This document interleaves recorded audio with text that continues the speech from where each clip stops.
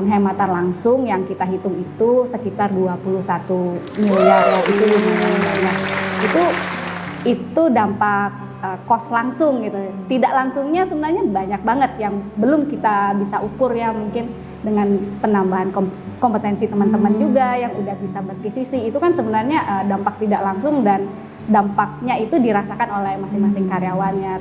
Sebagai tim dari departemen dua nih Kak ya. Jadi saya berdiri di dua kaki ya. Jadi keluh kesahnya di departemen itu saya dapatkan dan juga keluh kesahnya sebagai pendamping sebagai MOD officer itu juga saya dapatkan ya.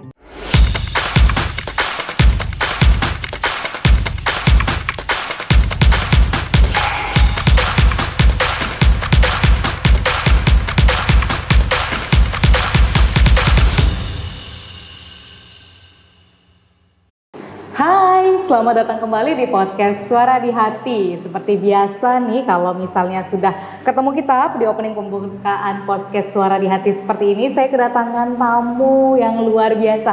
Biasanya yang narasumber yang datang di podcast Suara di Hati itu kan sebelum-sebelumnya adalah cowok ya. Kali ini saya ditemenin oleh cewek dong gitu. Hai Kak Yuani, apa kabar Kak? Hai Norma, kabar baik. Sehat ya Kak? Oke, ya.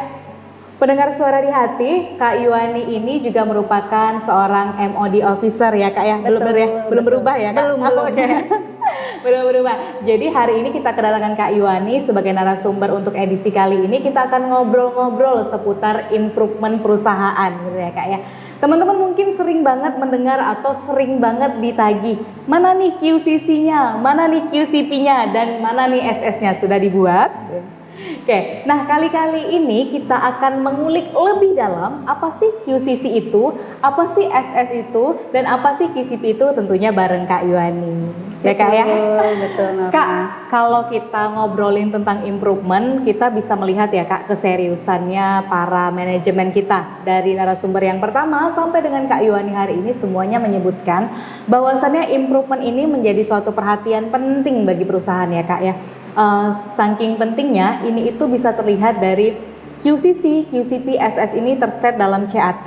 Betul, ya Kak ya? Benar ya Kak? Betul. Kemudian terstate juga dalam KPI departemen sampai dengan individu ya Kak. Kemudian untuk menghargai sebuah usaha dan inovasi teman-teman semua, ada hype-nya di bulan Oktober, November ya Kak ya. Betul, yang paling seru ya.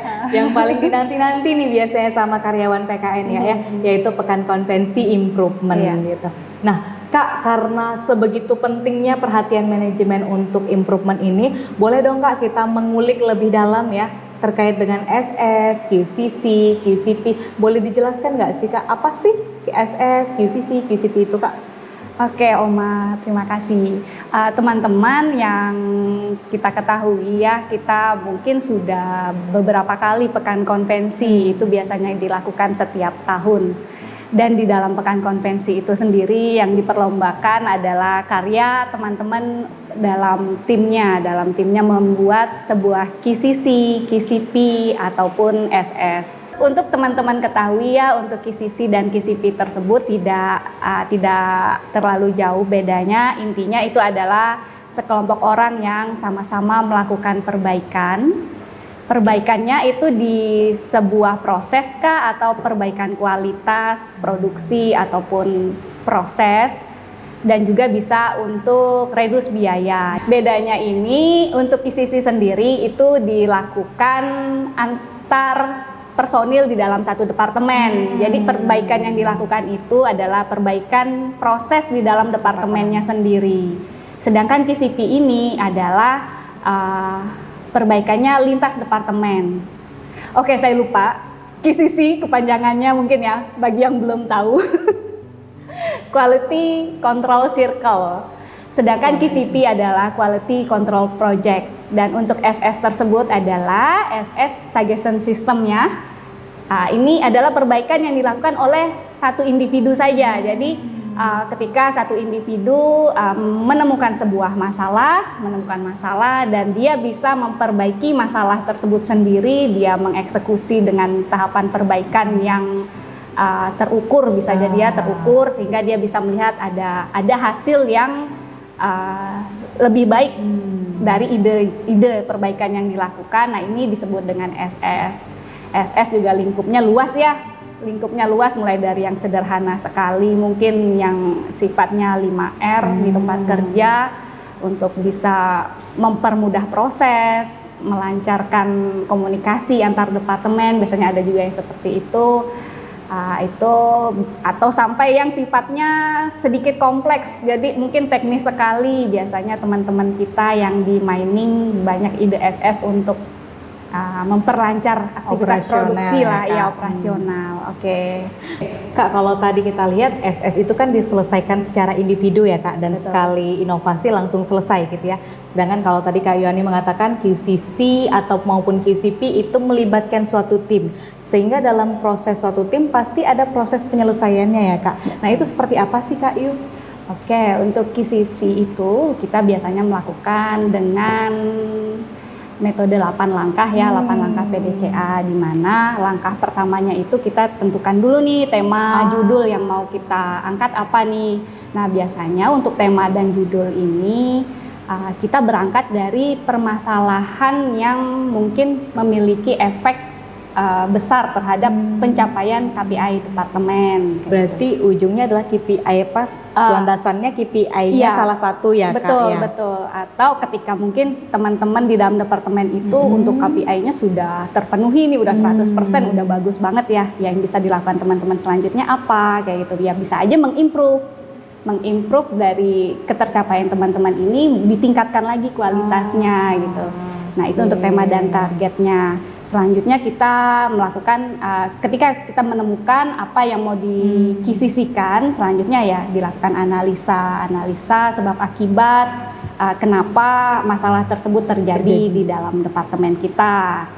Selanjutnya oleh tim sama-sama kita tentukan rencana perbaikannya. Jadi ketika kita temukan sumber akar masalahnya, lakukan perbaikan sesuai dengan sumber masalah tersebut. Hasil dari brainstorming Hasil masalah dari tadi brainstorming itu ya Kak? atau hasil dari pengamatan bersama ya, setiap tim harus terlibat. Gitu. Selanjutnya ya implementasi ini biasanya kita bagi-bagi tugas, siapa melakukan apa, dan setelah itu kita evaluasi hasilnya. Nah, ketika hasilnya sesuai dengan yang kita harapkan di target tadi, ya kita bisa jadikan itu sebagai standar proses yang baru mungkin. Jadi kita harus buat standarisasi. Gitu. Agar tidak terulang ya Kak, kesalahan-kesalahan ini. Standarisasi supaya tidak berulang kesalahan-kesalahan. Dan juga ya tidak berhenti sampai situ saja ya, tadi ya kita naikkan lagi nih kualitas kita mau kemana lagi kayak gitu. Perbaikan selanjutnya ya, luar biasa nih, maksudnya begitu rigid dan terstrukturnya ya Kak ya proses dari QCC dan QCP ini. Baik Kak, kalau misalnya kita ngomongin QCC itu adalah departemen dan QCP itu adalah melibatkan departemen, tentunya untuk mengumpulkan itu kan butuh ibaratnya tenaga yang sedikit ekstra ya Kak ya, sehingga wajar aja ya kalau misalnya fasilitator itu untuk QCP itu adalah GM-nya dan boleh diturunkan satu minimal ya ke manajernya, atau misalnya QCC itu difasilitatori oleh manajernya gitu Kak ya, dan boleh turun satu ke subten dengan catatan subtennya juga memiliki target, sudah memenuhi target improvementnya ya, benar begitu ya Kak Yu. Nah Kak Yu, kita ngomongin target-target QCP, QCC dan SS ya, dan tadi juga sudah kita sharing bareng bahwasannya saking pentingnya improvement ini, QCC, QCP, SS ini itu juga masuk ke dalam CAT dan KPI ya Kak ya. Iya. Nah, Kak Yu, kita kan tadi mendengar ya bahwasannya QCC, QCP, dan SS ini menjadi suatu kewajiban ya Kak. Itu terbukti terstep kewajibannya di CAT, kemudian di KPI juga. Bagaimana sih Kak sebenarnya penentuan target untuk masing-masing karyawan mungkin atau bahkan masing-masing departemen? Oke, untuk target QCC departemen itu biasanya dihitung dengan jumlah staf yang ada di departemen itu dibagi dengan 6 ya, untuk menentukan berapa judul minimal dari departemen itu. Jadi kalau lebih boleh ya? Lebih boleh ya, itu dengan senang hati kita terima ya. Kurang jangan. Oke, dan untuk target individunya sendiri, setiap staf itu ditargetkan untuk bergabung dalam satu judul QCC atau QCP ya, sebagai target individu. Dan juga untuk SS-nya staff dan non staff di PKN sendiri, under PKN itu ditargetkan dua QCC per orang, 2 SS per orang. Berarti kalau untuk SS ini sebenarnya untuk SS ini untuk semua karyawan ya Kak yang under PKN. Ya betul. Baik non staffnya maupun staffnya. Sedangkan QCC dan QCP ini targetnya itu hanya karyawan yang staff ya Kak ya. Hanya karyawan yang staff, tapi tidak menutup kemungkinan untuk di dalam timnya ada yang non staff, itu lebih bagus lagi. Jadi ada ilmu baru mungkin bagi teman-teman kita juga bisa ikut belajar menganalisa. Ini untuk apa namanya Kak pengembangan karyawan juga bisa ya kayak memikirkan critical thinkingnya seperti itu kayak luar biasa.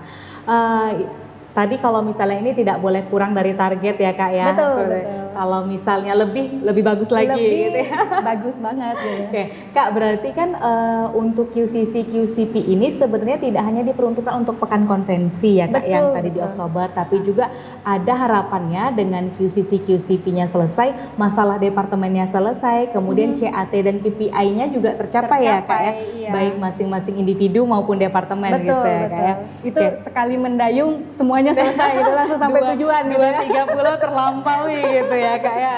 Daripada kita nebak-nebak kayaknya solusinya ini gitu. Betul. Begitu diuraikan pakai 8 langkah, wah ternyata di awal tadi kita cuma jadi dukun gitu Kak ya, tidak lewat proses 8 langkah Intinya ini. itu kan menyelesaikan masalah dengan tahapan yang terukur dan teratur supaya hasilnya tepat ya, bukan jadi dukun di awal kan, kira-kira nih ini solusinya ini nih, nemu masalah kira-kira solusinya ini gitu. Begitu diaplikasikan ternyata nggak betul solusinya Kak ya, masih banyak solusi-solusi yang baik seperti itu. Jadi teman-teman karyawan pendengar, harapannya 8 langkah ini bukan sebuah beban ya Kak ya.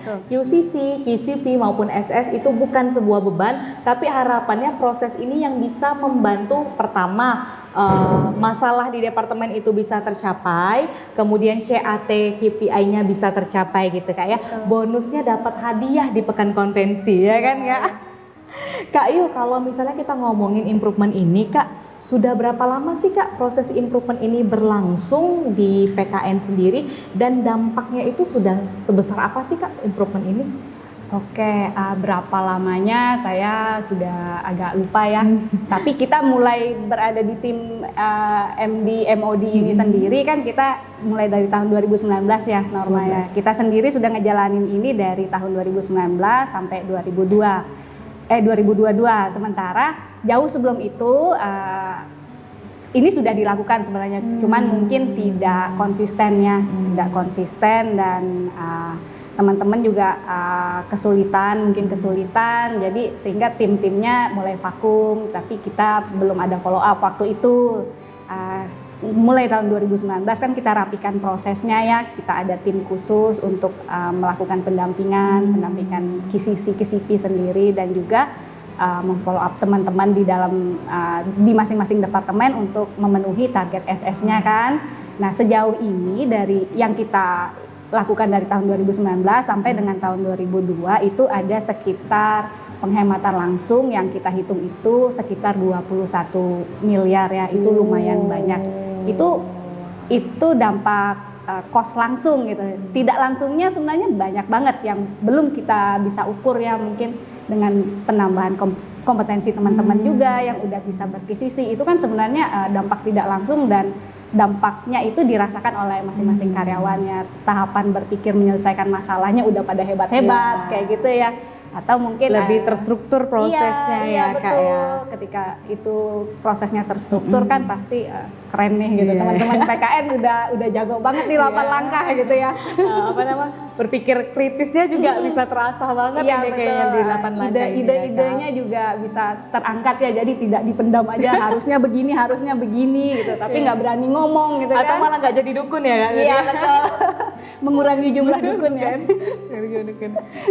Berarti ini mulai dari 2019 ada perbaikan ya Kak, mulai dari pengawasan timnya, kemudian proses administrasinya, kemudian proses 8 langkah itu benar-benar dipastikan bahwa diterapkan di masing-masing tim seperti itu ya Kak ya. Luar biasa sekali. Kak Yu, ketika kita ngomongin suatu proses yang continue, tentunya bukan hal yang mudah ya Kak ya. Apalagi ini MD itu melibatkan semua departemen yang ada di perusahaan ya Kak ya. Bukan hanya semua departemen, tapi mengajak seluruh karyawan yang ada di perusahaan. Dan tentu itu bukan hal yang mudah ya Kak ya. Butuh energi yang lebih, kemudian butuh konsentrasi yang lebih gitu Kak ya, untuk mengumpulkan semua karyawan, semua tim, apalagi langkahnya bukan cuma satu tapi ada 8 langkah yang harus didampingi nih ya Kak. Betul, ya. betul. Apa sih Kak kendala selama ini dalam mendampingi atau menerapkan proses improvement supaya terus-menerus berkelanjutan, kalau tadi dari 2019 ya Kak Yuani concernnya sampai dengan saat ini Kak? Oke, karena sebagai tim MOD juga dan saya juga sebagai tim dari departemen Dua nih Kak ya. jadi saya berdiri di dua kaki ya. Jadi keluh kesahnya di departemen itu saya dapatkan dan juga keluh kesahnya sebagai pendamping sebagai MOD officer itu juga saya dapatkan ya. Jadi kalau untuk pendampingan sendiri kan, kalau kita sebagai MOD officer ini kita mendampingi departemen A misalnya. Biasanya kita akan susah mendapatkan jadwal dari mereka kapan fixnya ya, kapannya langkah ini kapan mau dilakukan kayak gitu. Udah sampai langkah berapa misalnya kita follow up seperti itu ya. Kita susah mendapatkan jawaban fix dari teman-teman itu. Oh iya nanti biasanya gitu kan. Nah, terus lupa nantinya. Iya, terus lupa karena ini ada beberapa tim yang harus kita pastikan ya, kita dampingi. Nah, tapi kalau ketika saya berdiri di dalam departemen sebagai pelaku KCC sendiri, KCP, nah disitulah saya tahu masalahnya. Jadi masalahnya itu ya komunikasi dan waktu, manajemen waktu kita lah. Sebagai anggota tim itu, jangankan berkisipi dalam KCC sendiri di dalam tim dalam satu departemen sendiri itu sulit banget untuk menyatukan langkah. Oke, kita hari ini akan proses langkah ini ya, kita analisa ini, kita lakukan ini. Nah, itu sulit sekali. Jadi apalagi dengan KCP itu antar departemen itu kesibukannya beda-beda lagi gitu. Oke, saya bisa hari ini, aduh saya nggak bisa, saya bisanya besok kayak gitu. Jadi komitmen bersamanya itu yang harus diatur sebenarnya kayak gitu. Kendalanya sih biasanya di situ.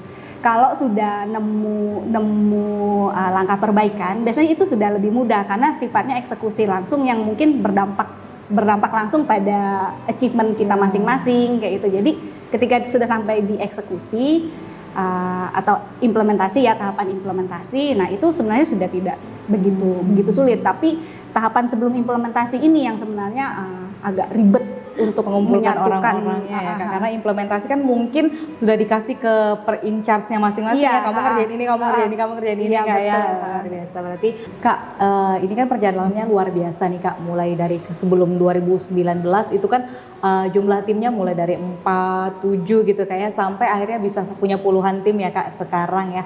Itu menurut saya bukan suatu proses yang mudah Kak, mengumpulkan tim, terus apalagi timnya bisa sampai selesai ya Kak Yuani. Kak, dalam melakukan atau mendampingi tim-tim atau proses yang terus-menerus seperti ini, apa kendala dari Kak Yuani selaku tim MOD maupun mungkin selaku departemen nih Kak ya?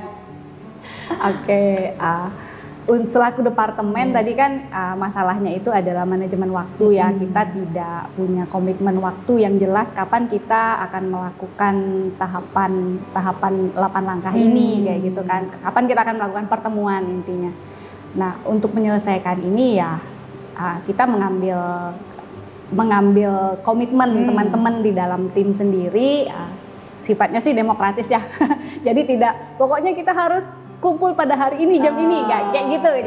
Jadi kita ya sama-sama kapan bisanya kita satukan suara gitu. Akhirnya kita sepakat untuk oke, kita ketemu setiap minggu pada hari ini jam ini kayak gitu. Jadi tidak ada progres kita ketemu dulu kayak gitu. Jadi kita bisa bahas juga ketika tidak ada progres kayak gitu kan.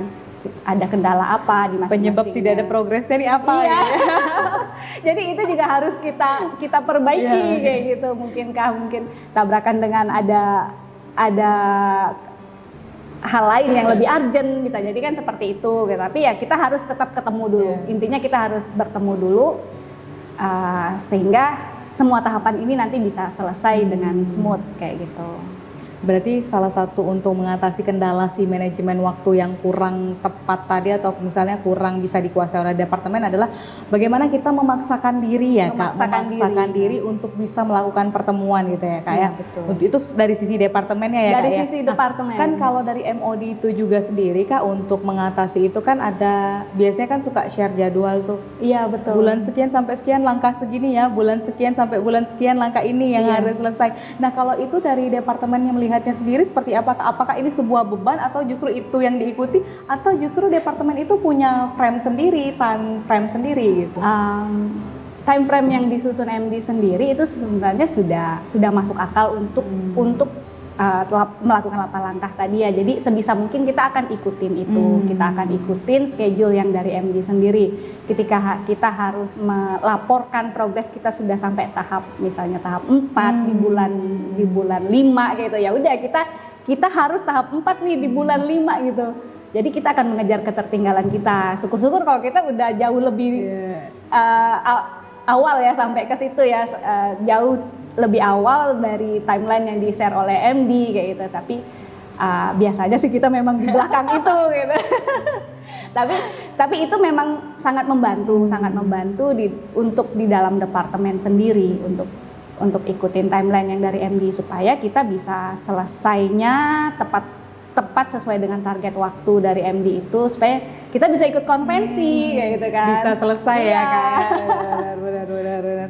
Berarti sebenarnya kalau kita melihat itu adalah konsisten komitmen dari departemen ya Kak untuk menyelesaikan, karena sebenarnya 8 langkah ini memang bukan proses yang mudah untuk dilakukan tapi bukan juga tidak mungkin untuk diselesaikan gitu ya Kak. Terbukti bahwa semakin tahun itu semakin banyak tim yang selesai dan ikut konvensi gitu ya Kak ya. Jadi tips dari Kak Iwani ini salah satunya adalah untuk supaya bisa selesai nih teman-teman, QCC-nya atau QCP-nya adalah tetap meluangkan waktu untuk menceritakan atau untuk mendiskusikan ya Kak ya, untuk mendiskusikan masalah-masalah atau progres dari timnya. Luar biasa sekali Kak Iwani. Kak Yu, satu pertanyaan terakhir untuk sesi hari ini ya Kak. Kak Yu, apa sih harapan Kak Iwani sebagai MOD kepada pendengar podcast Suara di Hati hari ini Kak terkait dengan proses improvement ini Kak? Harapan saya ya buat teman-teman, proses improvement ini bisa membudaya di diri teman-teman sendiri. Membudaya maksudnya kita melakukan ini bukan lagi menjadi beban, tapi adalah cara kerja kita kayak gitu. Jadi kita melakukan cara kerja yang lebih efektif.